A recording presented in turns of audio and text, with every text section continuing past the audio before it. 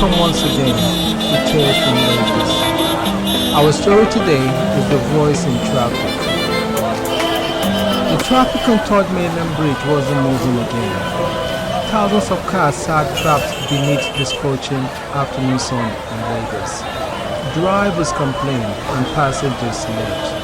Hawkers moved between vehicles selling water, snacks, newspapers and bread. Among them was 19-year-old Amina. A tray of freshly baked bread balanced perfectly on the plate. Hot bread, fresh bread. Please come by, she said as she moved from car to car, hoping to sell enough loaves before sunset. At home, our widowed mother depended on her earnings. Every loaf mattered, every sale counted. After 3 exhausting hours, business slowed, the heat was unbearable, and to keep herself awake, Amina began quietly singing. She was singing a gospel song her grandmother used to sing. She sang softly at first, then louder. Her voice floated above the traffic, rich, powerful, beautiful, and people nearby stopped talking. Drivers rolled down their windows. Passengers turned their heads. Amina didn't notice. She kept singing while carrying a tray through the endless line of vehicles. Inside the black SUV, several cars away, sat music producer Emeka Johnson. He was frustrated. His flight was delayed. A meeting had been cancelled. And now, Lagos traffic had trapped him for hours. And then, he heard the singing. He looked up immediately. Who is that?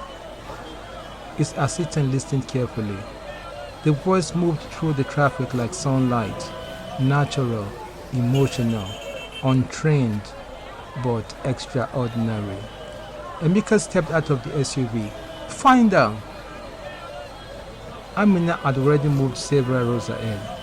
By the time Emeka caught up, she was selling bread to commuters. Excuse me. She turned around cautiously. Yes? Were you the one singing just now? Amina laughed nervously. A little? A little? Emeka smiled. Young lady! That voice stopped an entire traffic jam. The surrounding commuters began laughing. One driver shouted, she's always singing here. Another added, she sings every day. Amina felt embarrassed. Emeka handed her a business card. I own a recording studio. Amina immediately shook her head. I don't have money. I'm not selling anything. I don't know music. You already know music, Emeka replied. You just don't know it yet. At home that night, Amina showed the card to her mother. Her mother stared at it carefully, then smiled. You've been singing since you were 5. Amina laughed. Singing doesn't pay rent. Maybe not today, her mother said, but maybe tomorrow. The next week, Amina visited the studio. She almost turned back 3 times. The building looked expensive. Professional singers walked through the halls. She felt completely out of place. Then Emeka led her into a recording booth. Just sing. Amina closed her eyes and sang. When she finished, nobody spoke for several seconds. One sound engineer quietly wiped tears from his eyes. Another whispered, that's the one. Months passed. Amina continued selling bread during the day while recording songs at night. Her first song was released online, then another, then another.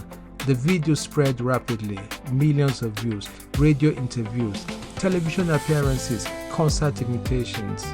And suddenly, the girl people once ignored in traffic became the voice everyone wanted to hear. 1 year later, Amina returned to Third Mainland Bridge, not as a bread seller, but as a guest performer at a charity concert. Thousands gathered beneath the evening sky as she walked onto the stage. She spotted familiar faces, drivers, hawkers, commuters, people who once bought bread from her window by window. Amina smiled, then began singing the same songs she had sung during that traffic jam. The crowd joined in immediately, and somewhere in the audience, Emeka Johnson smiled, because On one ordinary afternoon in Lagos, a traffic jam had uncovered the star, the